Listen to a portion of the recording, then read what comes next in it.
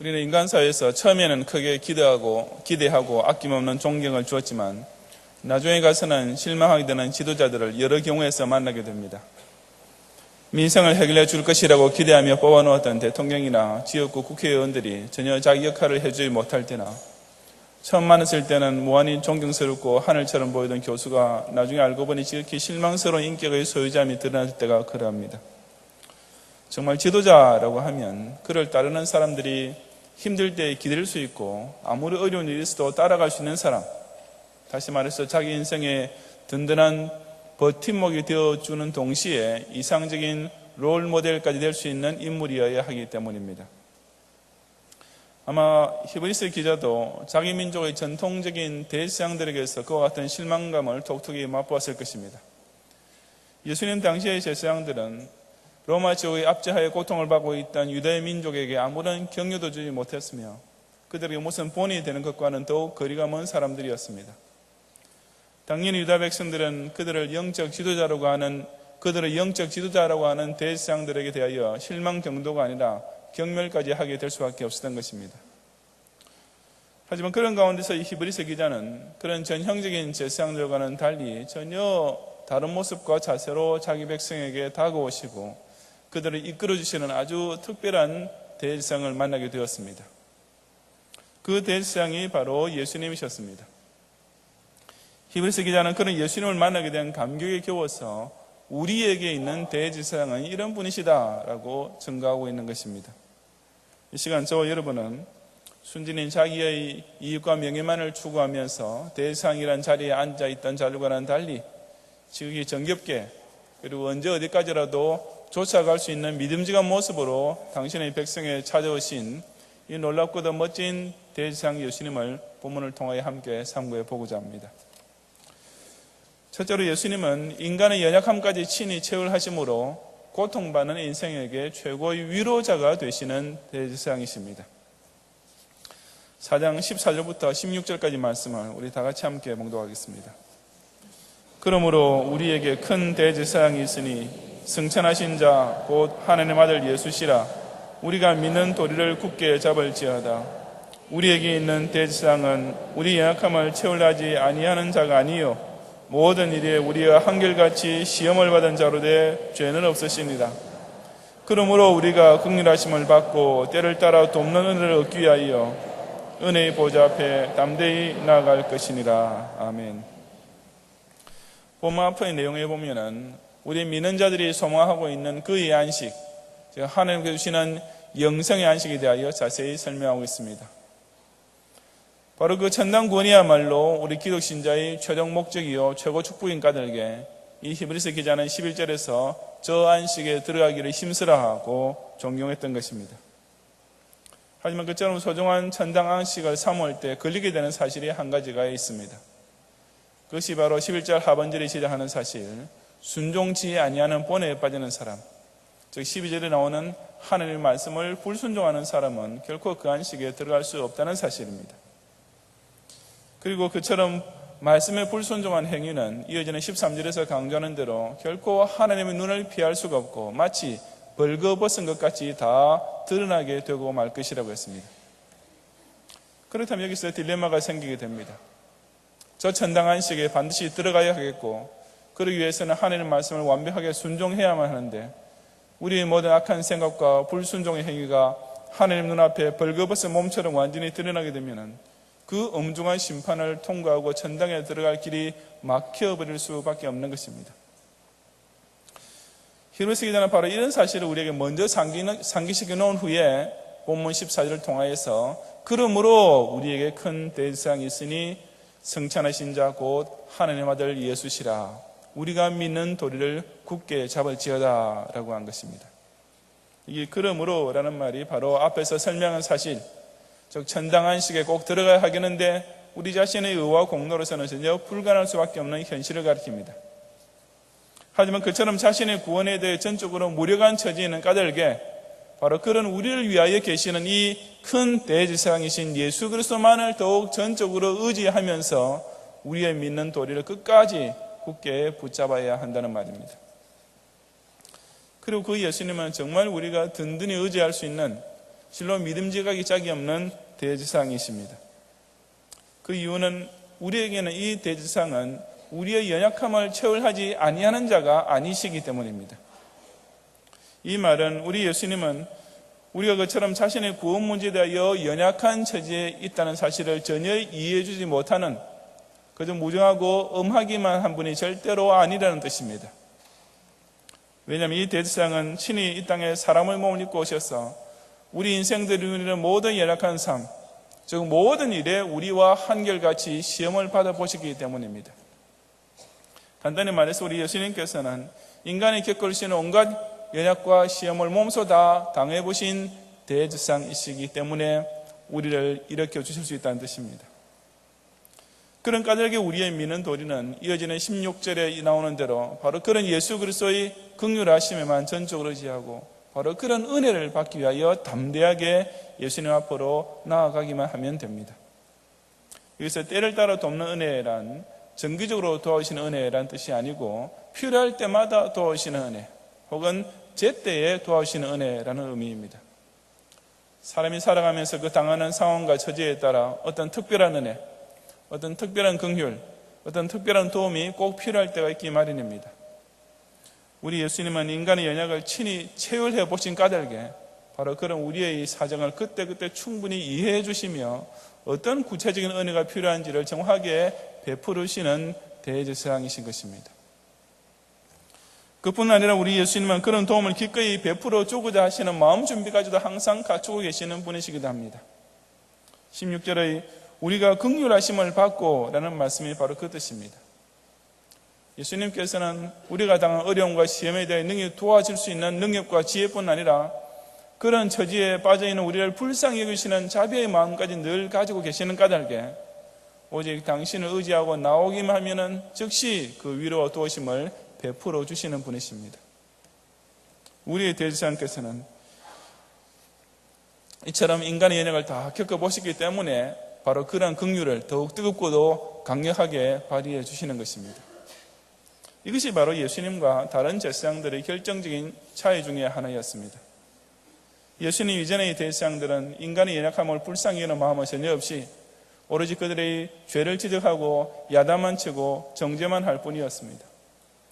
로마 제국의 권력의 비호 아래에서 모든 사회적 특권을 누리며 호의호식하던 그들에게 백성을 향한 연민이나 자비나 긍휼이 있을 일이 만무했던 것입니다. 백성의 배고픈 현실을 모르는 왕은 결코 존경받는 성군이 될 수 없습니다. 서민이 당하는 생활고의 아픔을 자기 일처럼 느낄 줄 모르는 국회의원이나 지자체장들은 국민이 믿고 의지할 만한 지도자가 결코 될 수 없는 것입니다. 그래서 영적 세계에서도 똑같이 적용됩니다. 하지만 예수님은 그와는 달리 우리 인생의 연약과 고통을 아예 피부로 직접 체험해 보신 분이신 까닭에 그처럼 긍휼이 무한하시고 은혜가 넘치는 대상이 되신 것이었습니다. 제가 좋아하는 팝송 중에 Lean on me, 내게 기대세요 라는 제목의 노래가 있습니다. Lean on me when you are not strong and I'll be your friend. I'll help you carry on. 당신이 약할 때 내게 기대세요. 그러면 내가 당신의 친구가 되어주겠어요. 당신이 버텨낼 수 있도록 도와주겠어요 라는 아주 감명 깊은 가사의 노래인데 이 노래를 지었던 빌 위더스라는 사람은 나중에 목사가 되었다고 합니다. 실로 예수님이야말로 저 여러분이 언제든지 기댈 수 있는 친구, 우리의 모든 어렵고 괴로운 사정을 자상하게 이해해 주시고 위로해 주시며 또한 버텨낼 수 있도록 도와주시는 정말 고마운 친구가 아니겠습니까? 왜냐하면 예수님께서는 저와 여러분이 겪는다는 온갖 인생의 고통들을 당신께서도 친히 다 겪어보아 아시기 때문입니다. 제가 미국에서는 한인교회 전도사로 사역하고 있을 때 그전부터 심한 우울증을 앓고 있던 제 아내 증상이 좀 더 심해졌던 적이 있었습니다. 어쩔 수 없이 그 교회 담임 목사님에게 그 사실을 말씀드리지 않을 수 없게 되는데 그 목사님께서 제 말을 듣는 순간 갑자기 눈물을 주르륵 흘리시더니 고개를 돌리시고 손수건으로 눈물을 닦는 것이었습니다. 그러더니 그 목사님께서 석준도사님 고생이 많지 나도 옛날에 우리 사모가 똑같은 병을 앓았던 적이 있어서 라고 하시는 것이었습니다. 알고 보니 그 목사님의 사모님도 그 당시에는 거의 완치가 되어 있었지만 젊었던 시절에 심한 우울증에 걸리셨던 적이 있었고 목사님께서 역시 그 때문에 무척이나 어려운 때를 겪으셨던 것이었습니다. 그리고 그런 까닭에 제게는 제가 아내 때문에 여러 사람으로부터 받은 많은 위로 가운데 바로 그 목사님의 눈물이 가장 큰 위로가 되었습니다. 정말 고마운 위로, 진정 뜨겁게 전달되는 위로는 그와 똑같은 고통을 직접 겪어본 사람이 가장 잘 베풀어 줄 수 있는 것이기 때문입니다. 제 아내를 두고 원로 목사님께서도 언젠가 그런 말씀하셨습니다. 내 며느리가 그런 병에 걸렸기 때문에 지금은 교인들 가운데서 같은 병을 앓고 있는 아들이나 딸이나 부부나 부모를 두고 있는 사람들의 형편이 남의 일처럼 보지 않고 마음이 쓰이게 됐다라고 하신 것입니다. 저도 마찬가지 심정이었습니다. 그야말로 온실 같은 환경 속에서만 자라던 제가 만약 이런 일을 직접 겪어보지 못했더라면 저는 아마 교인들이 겪고 있는 온갖 인생의 현실적인 아픔과 고통들을 조금도 이해해 줄 줄 모르고 그저 정죄만 하는 제사장이 되었을 것입니다. 하지만 우리 예수님은 그런 무심하고 차가운 대제사장이 결코 아니십니다. 우리의 대제사장은 우리 인간이 겪을 수 있는 모든 고통을 다 피부에 닿도록 뼛속에 사무치도록 친히 체월하신 분이셨습니다. 배고픈 것은 사람에게 가장 기본적인 고통이지만 하나님이신 예수님께서도 이런 정도는 그야말로 비일비재하게 겪어보셨습니다. 피부로 추위를 느끼는 고통 역시 밤에 배를 타고 갈릴리 바다 위를 지나시면서 뼛속까지 체험해 보셨을 것입니다. 요즘 우리가 흔히 말하는 마음고생이라는 것으로 말하자면 예수님께서는 바리새인과 사두개인과 제사장들과 백성의 장로들을 위시하여 빌라도 총독이 이르기까지 그야말로 각계각층의 사람들로부터 비난과 모욕과 멸시와 핍박을 당해 보셨습니다. 불치병이 본인에게와 가족에게 동시에 주는 고통은 정말 그 무엇에도 비길 수 없다고 생각할 수 있겠지만 우리 예수님께서는 십자가에 달려 못 박히셔서 실로 인간의 육체가 겪을 수 있는 최악의 고통까지 온몸 구석구석을 통해 친히 맛보셨습니다. 게다가 마귀의 시험까지도 공생의 첫 순간부터 친히 받아보시지 않으셨습니까? 그럼에도 불구하고 예수님께서는 끝까지 죄는 없으신 무흠의 본성을 지키셨습니다. 그리고 그렇게 하심으로써 예수님께서는 저와 여러분이 죄에 대하여 얼마나 약한 존재인지를 충분히 이해해 주시는 너무나도 고마운 대제사장이 되어주신 것입니다. 그러니 이런 대제사장께서 이해해 주시지 못하고 위로해 주시지 못할 일이 무엇이 있겠습니까? 여러분의 인생에 그 어떤 쓰리고 아프고 결혼이 생긴다 해도 그것이 한 집에 사는 가족이나 가까운 친구나 교회의 교역자조차 알아줄 수 없는 고통이라 하더라도 우리 예수님만큼은 충분히 이해해 주실 뿐 아니라 넉넉한 위로를 베푸시는 긍휼의 대제사장이심을 끝까지 믿고 의지함으로써 결코 도중에서 실족하지 말고 저 영원한 천국의 안식일까지 꼭 도달하는 성도들이 되시기를 바랍니다. 둘째로 예수님은 당신을 보내신 성부께 겸손히 순종하심으로써 하나님 경외의 신앙에 대하여 최고의 본이 되시는 대제사장이십니다. 5장 5절부터 10절까지 말씀을 다 같이 함께 봉독하겠습니다. 또한 이와 같이 그리스도께서 대제사장 되심도 스스로 영광을 취하심이 아니요 오직 말씀하신 이가 저들을 이르시되 너는 내 아들이니 내가 오늘날 너를 낳았다 하셨고 또 이와 같이 다른 데 말씀하시되 내가 영원히 멜기세덱의 반차를 쫓는 제사장이라 하셨습니다. 그는 육체에 계실 때 자기를 죽음에서 능히 구원하실 이에게 심한 통곡과 눈물로 간구와 소원을 올렸고 그의 경외하심을 인하여 들으심을 얻었느니라. 그가 아들이시라도 받으신 고난으로 순종함을 배워서 온전하게 되었은즉 자기를 순종하는 모든 자에게 영원한 구원의 근원이 되시고 하나님께 멜기세덱의 반차를 쫓은 대제사장이라 칭하심을 받았느니라. 아멘.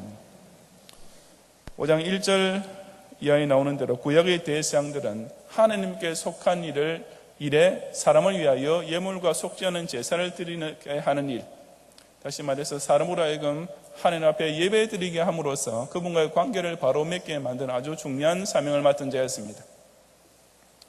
하지만 그 제사장 역시 사람 가운데서 취한 자, 즉 어디까지나 사람 가운데서 뽑힌 사람이었기 때문에 다른 사람과 동일한 취약점을 가지고 있었습니다.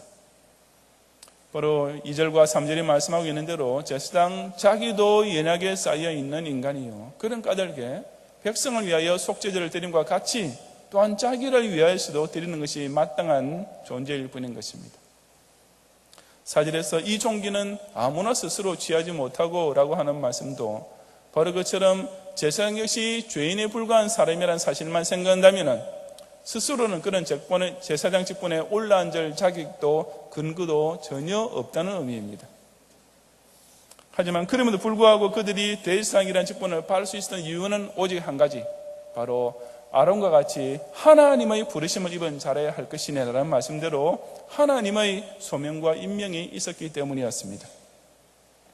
이처럼 구약의 대제사장은 바로 하나님께서 친히 세우신 직분이라는 사실을 일깨워준 후에 이 히브리서 기자는 아까 읽은 본문 5절에서 이와 같이 그리스도께서 대제사장 되심도 그 마찬가지로 스스로 대제사장의 영광을 취하심이 아니요 오직 말씀하신 이가 저들이 이르시되 너는 내 아들이니 내가 오늘날 너를 낳았다라고 선포하셨기 때문이라고 설명했습니다.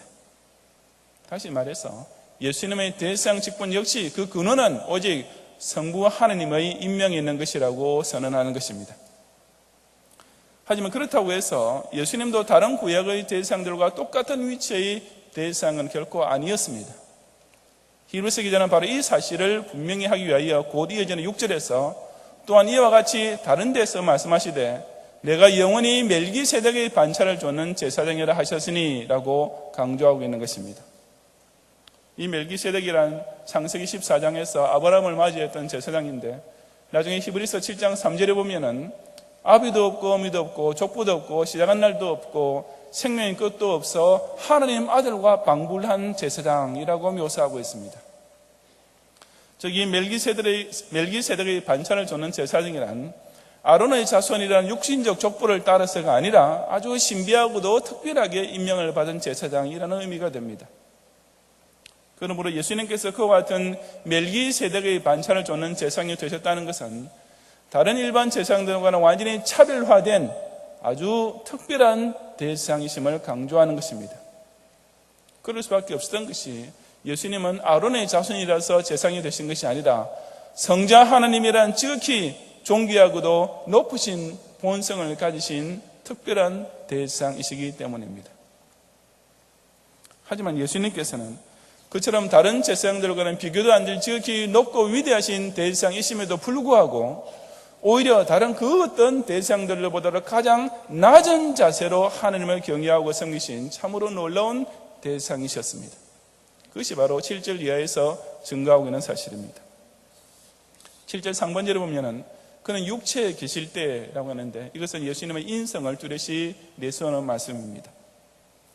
그처럼 사람은 육체를 입으시고 인간의 모든 고통을 체울하셨던 예수님께서는 그 고통의 극단인 십자가를 맞이하시기 전날 밤에 자기를 죽음에서 능히 구원하실 이에게 기도하셨다고 했습니다. 주님께서 겟세마네 동산에서 하나님께 할 수만 있다면 이 잔을 내게서 지나가게 하옵소서라고 기도하셨을 때 우리 예수님은 하나님을 성부라든지 창조주라든지 절대 주권자라든지 하는 모습의 하나님을 찾기보다는 그저 당신의 십자가의 죽음으로부터 능히 구원해 줄 수 있는 하나님이시라는 이 한 가지만 모든 기도의 초점을 집중하시면서 정말 간절히 기도하셨던 것입니다. 그 기도가 얼마나 간절했는지에 대해서도 역시 본문이 잘 증거해 줍니다. 심한 통곡과 눈물로 간구와 소원을 올렸다라고. 그야말로 당신을 구원해 줄 수 있는 성부 하나님께 간청할 수 있는 최대 한도에 이르기까지 온 힘을 다해 간절하게 기도드렸던 것입니다. 그런데 그 예수님의 간절한 기도가 과연 어떻게 응답되었습니까? 우리가 잘 알다시피 할 수만 있다면 그 잔을 피하게 해달라고 하셨던 예수님의 간구는 그대로 응답되지는 않았습니다. 결국 예수님은 그 십자가의 고난의 잔을 마시고 죽으셨던 것입니다. 하지만 오늘 본문 7절 하반절에 보면은 그의 경외하심을 인하여 들으심을 얻었느니라 라고 기록하고 있습니다. 즉 예수님의 그 간절한 기도는 분명히 응답을 받았다고 말씀하는 것입니다. 정말 이상한 말씀 아닙니까? 예수님의 기도가 도대체 어떻게 응답을 받았다는 말입니까? 분명히 예수님은 그 잔을 지나가게 해달라고 기도하셨고 그 잔은 그냥 지나가지 않았는데 어떻게 해서 예수님의 기도가 응답을 받은 기도, 들으심을 얻은 기도가 되었다는 말이겠습니까? 이 점을 바로 깨닫기 위해서는 우리가 그 예수님의 기도의 내용을 더욱 정확하게 상기해 보아야 됩니다. 예수님께서는 할 수만 있으면 이 잔을 내게서 지나가게 하옵소서라고 기도하면서 또한 그렇지만 내 원대로 마옵시고 아버지의 원대로 하옵소서라고 기도하셨습니다. 바로 이것, 즉 아버지의 원대로 되기를 기도하신 것이 예수님 간구의 진짜 초점이었고 바로 이 간구가 들으심을 얻었던 것입니다. 하나님께서는 그 예수님의 기도 그대로 당신의 뜻대로 성자 예수님을 하여금 그 고난의 잔을 받도록 하심으로써 결국 예수님의 기도는 그렇게 응답을 받게 된 것입니다. 예수님의 기도에는 이처럼 성부 하나님을 경외하는 그 성부의 뜻을 최대로 존중하는 경외심이 있었습니다. 바로 그 성부에 대한 경외심 때문에 예수님께서는 그 당하실 십자가의 고통을 생각하시며 그처럼 심한 통곡과 눈물로서 기도를 올리시는 가운데서도 결국에는 그가 아들이시라도 받으신 고난으로 순종하시는 자세를 보여주셨던 것입니다. 그리고 그 결과 바로 그런 예수님을 본으로 삼고 순종하는 모든 자에게 영원한 구원의 근원이 되셨습니다. 그래서 그 어떤 거역한 상황 속에서도 끝까지 하나님을 경외하고 순종하는 진정한 신앙에 대한 최고의 역할 모델 또한 바로 예수님이 되신 것입니다. 예수님께서는 대제사장들 중에서도 가장 지고한 아주 특별한 성자 하나님으로서 대제사장이 되신 분이심에도 불구하고 이처럼 성부 하나님 앞에서 그 누구보다도 자신을 가장 겸손하게 낮추신 대제사장이 되셨던 것이었습니다. 저와 여러분은 어떻습니까? 우리도 통곡과 눈물과 간구의 소원의 기도는 자주 하고 있을 것입니다. 자기 인생이 괴롭다고 하나님 앞에서 울고불고 난리를 치는 기도나 자기 삶이 이것저것은 꼭 해주셔야 되겠다고 하나님께 때를 쓰는 간구와 소원은 날마다 올리고 있을 것입니다. 하지만 그런 우리의 기도 가운데 하나님을 경외함은 꼭 결핍되어 있지 않습니까? 내 뜻대로가 아니라 아버지의 뜻대로 이루어 주옵소서라는 가장 중요한 기도는 완전히 빼먹고 있지는 않습니까? 만약에 그렇다면 우리의 기도라는 것은 그저 자기 원하는 대로만 이루어지기를 바라는 욕심쟁이의 기도일 뿐이지 결코 하나님을 경외하는 신앙인의 기도일 수는 없습니다. 우리의 기도에 하나님 아버지께서 모든 것을 합력하여 선을 이루실 것을 믿는 경외심이 빠져 있으며 그것은 오로지 어떻게 해서라도 내 소원대로만 이루어달라고 하나님께 생떼를 쓰는 철없는 아이의 보채는 소리가 될 뿐인 것입니다. 우리의 대제사장께서는 저와 여러분이 하나님을 어떻게 경외해야 하는지에 대해서도 너무나 완벽하고도 멋진 모습을 보여주셨습니다. 그것은 바로 자신의 처지가, 자신의 현실이 아무리 최악의 상황처럼만 보인다 해도 무조건 순종하는 자세입니다.